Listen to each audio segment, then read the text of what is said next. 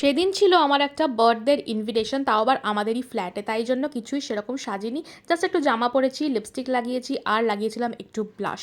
তো বার্থডে ছিল হচ্ছে একটা ছোট্ট ভাইয়ের, আর আমার নিজের বার্থডে দিনের কথা মনে পড়ে যাচ্ছিল। আমি তো এমনিই বার্থডে নিয়ে বরাবর এক্সাইটেড থাকি। তো এই দেখো ছোট্ট ভাই, ওকে সবাই হ্যাপি বার্থডে বলে দিও।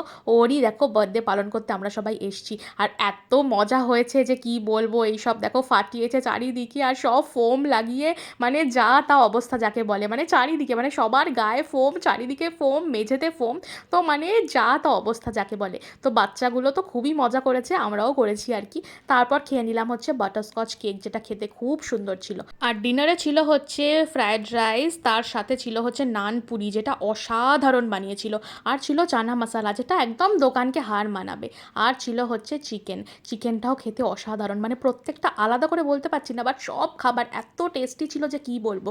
আবার ছিল হচ্ছে চাটনি, পায়েস, আবার পাঁপড়। তো সব কিছু তো খুব সুন্দর করে খেলাম। প্রথমে চানা দিয়ে একটুখানি নানপুরি খেয়ে নিলাম। আর চানাটার মধ্যে কিন্তু আবার পনিরও ছিল।